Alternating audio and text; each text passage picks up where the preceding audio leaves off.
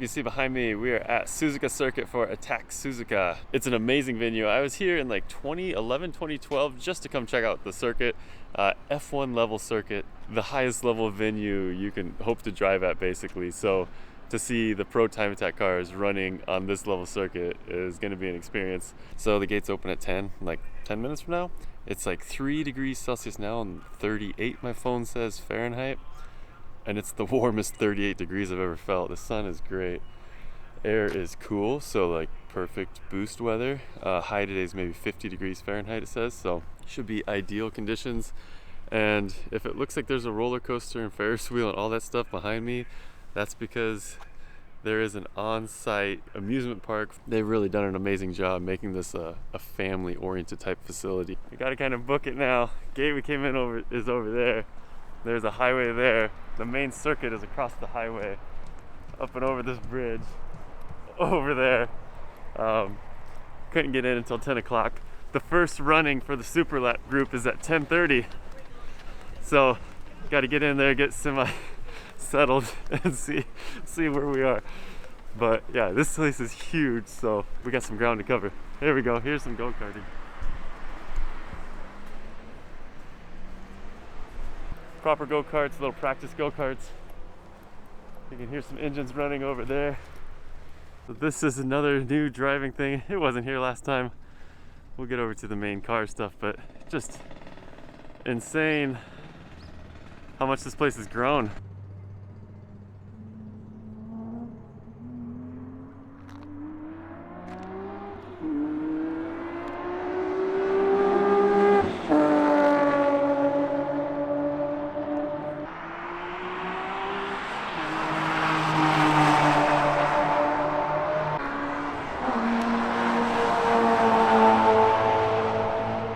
So much like at the Attack Tohoku event, that day was running in conjunction with another lapping day.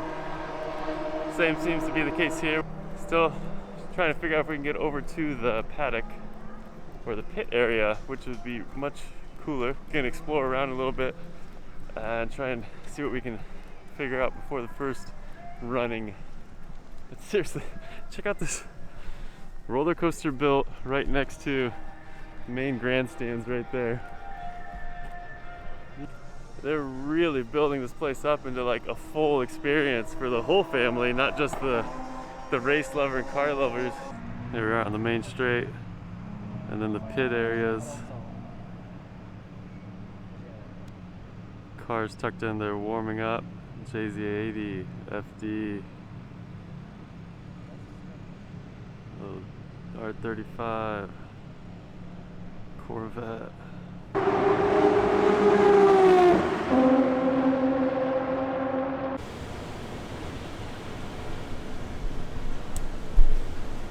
Underground now. Found a tunnel that says to the Paddock area. It's not restricted, so it seems. We're gonna go check it out.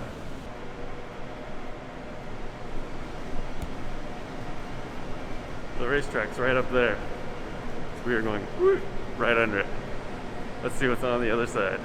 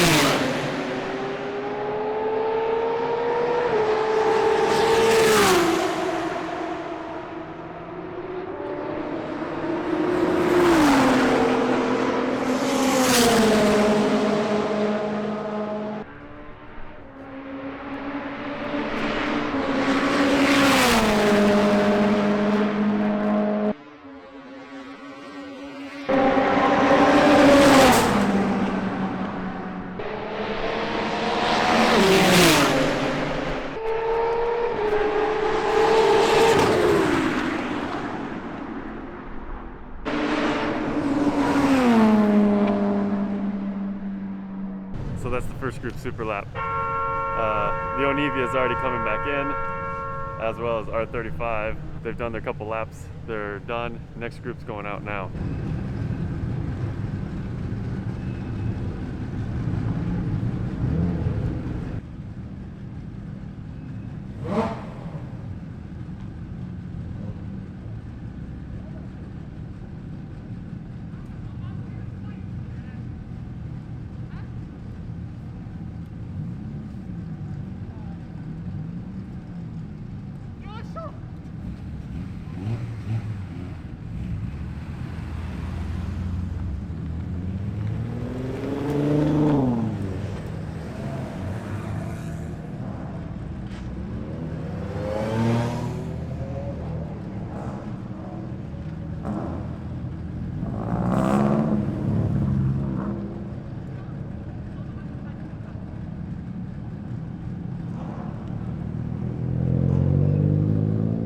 So that GR Yaris that just went out, that's actually Auto Produce Boss, if you recognize the name from like SR20 fame, legendary tuner working on the new Yaris. And that BRZ, I find that to be just like a really relatable car, 'cause I believe it's normal power still, just aero and such.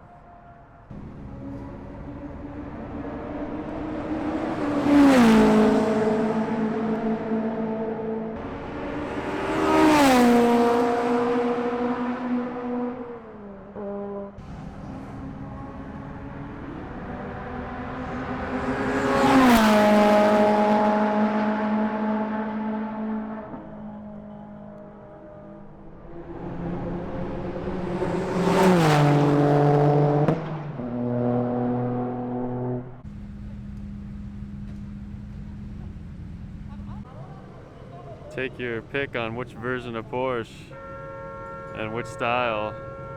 Old Rawwell in the back or new GT3 RS up front here.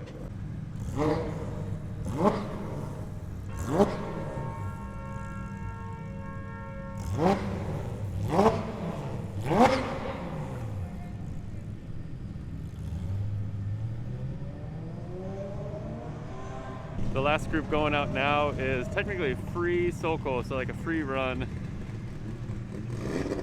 Don't know if it's more of like a test and tune group, but on the schedule it wasn't marked as super lap.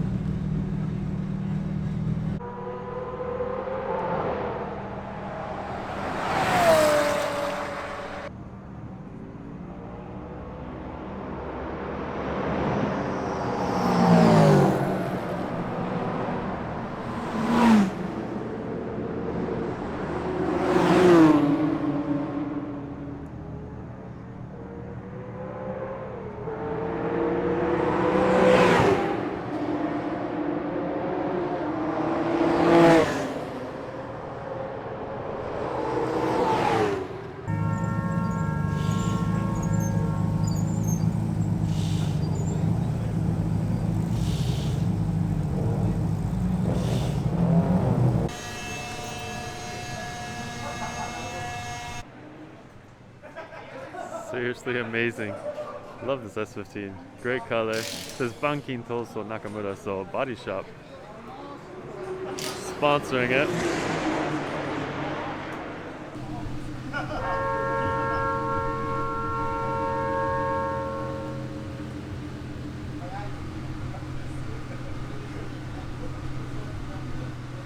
This is what it's all about. Checking the board as it comes in. The teams are constantly watching the monitors.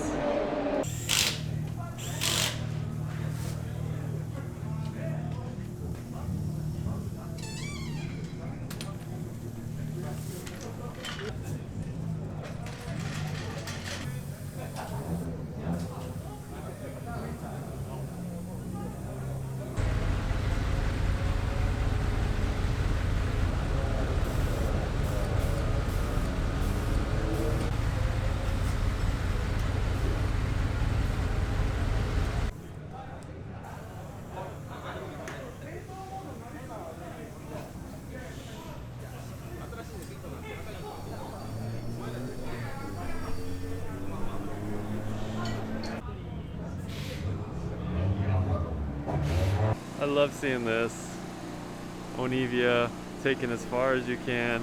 I forget the Australian team with, what was it, the Hammerhead, that just really showed how capable an S chassis is in time attack.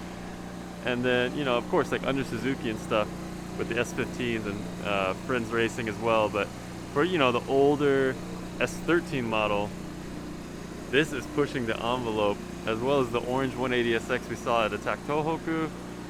And then, yeah, like the World Time Attack Hammerhead. Amazing amount of aero and carbon on this thing. Super wide. Just take it in. It's really, really good. Fully gusseted cage, carbon doors, carbon quarters. I'm looking through the fence since they're working on the car. And the little AE85 that could. Look at this. Carbon front with sticker headlights. You could have fooled me. You did fool me, actually. Massive splitter. Such a legit, I don't know, I just get so geeked out on splitters. And, you know, they're evolving in looks and style and design. And you got the risers, you know, the tunnels coming up on the sides and tunnels in front. Endless brakes, but turbo setup. Turbo 4AG. Looks like it may be G25-ish size. Just speculating. Low mount position. Still plug wires running over to coil packs, most likely back there. And then ITBs with a housing for the turbo setup. So still, yeah. ITBs on there, that's cool. Huge blow-by tank. Love the rainbow. Super wide. Yeah, really, really enjoyable car. The rear is equally as impressive as the front. Look at that massive spoiler. The N2 style fenders and this huge check pattern diffuser in the rear. Right above that is the fuel cell peaking down, but this is cool.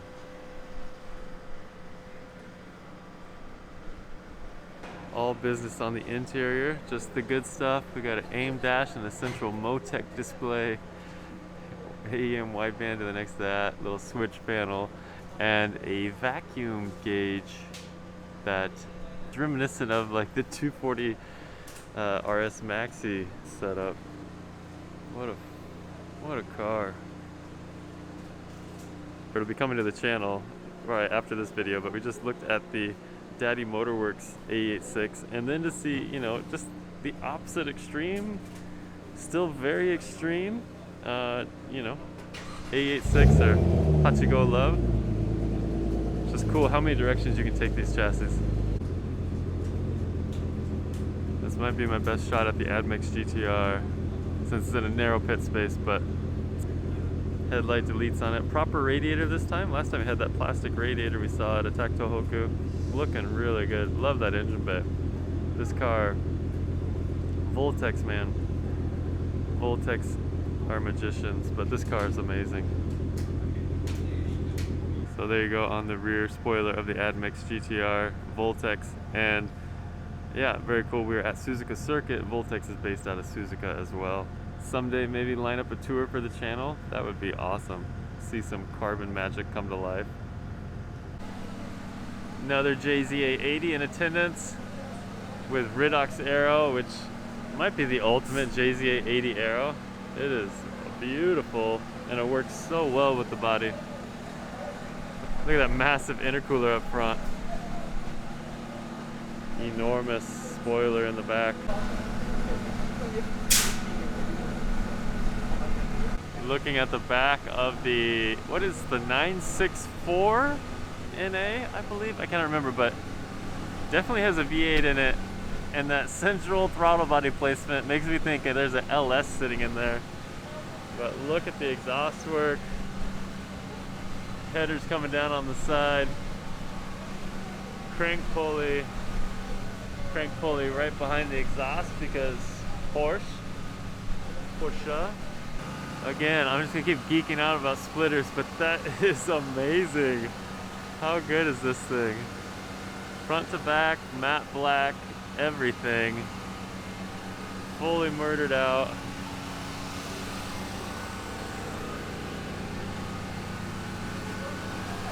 That is a car right there. Aluminum end plates on the wing with aluminum risers, but like knife edged. You can see the risers have been thinned down. What a cool touch. Like a knife edge effect on those.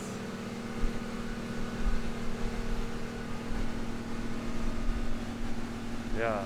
Amazing car. Now we're on a lunch break here, and then after lunch there's one more heat for the Attack Series drivers. The sun was out when I first got here. It's gone away, came back. Now it's kind of overcast, partly cloudy, we'll say. Temperature is definitely warmer than it was for a little bit earlier. Found a nice little out-of-the-way place for lunch, a little Family Mart bento. If you're in a Family Mart or a convenience store and you don't know what to get, Sanshoku Gohan, the 3-color rice, it's always good. Let's take a minute to appreciate this incredible venue. Pit lane with like the VIP booths above it, the team booths above it, all the way up there. Main straight. Look at the grandstands, massive. Back around here, and there's more huge grandstands over there. Obviously, this is an F1 level venue, so it's going to be different, but the size, scale, quantity, quality is just incredible when you get to, you know, a venue that can host an F1 event.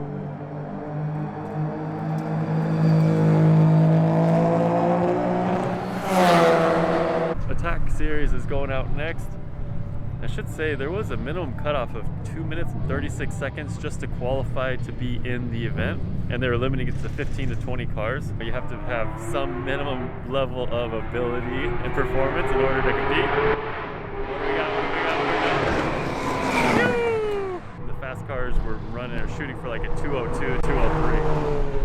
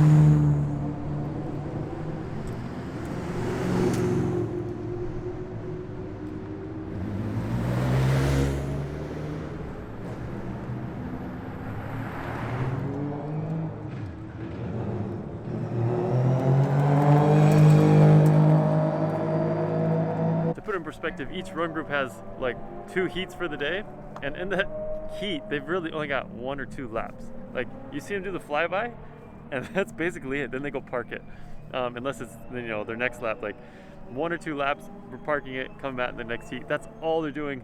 Like, time attack is a game of being ready and performing when you have to.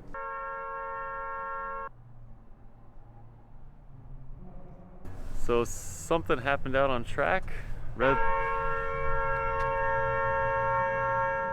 flag, session suspended. I don't know if they're going to go back out, but also that's the luck of the draw in time attack. If your heat gets burned, you get burned as well. So this will be interesting. I don't know if they get to go back out or not. Like, they just went out and they didn't even, not one person made a flyer. So we'll see what happens here.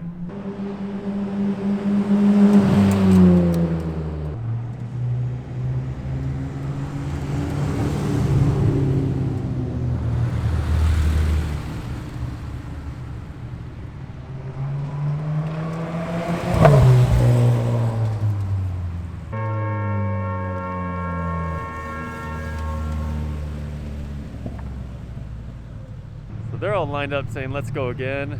A couple more cars coming off now. We'll see what happens.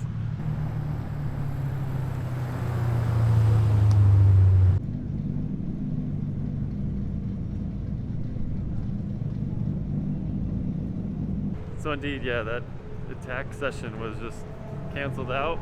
It ended. It was the matte black Porsche. The one that looked like it had the V8 in the back of it. He came in on being pulled. I'm not sure what happened, but the session got shut down.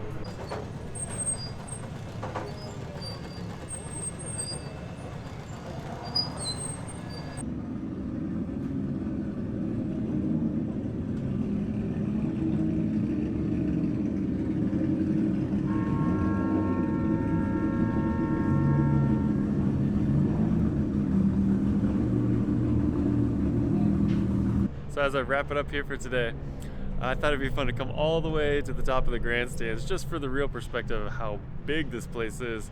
And then we'll get a neat perspective as this last free run group is running by. So yeah, all the way from the top. It looks something like this. Huge thank you to everyone new who is subscribed to the channel. We blew past 1,000 subscribers.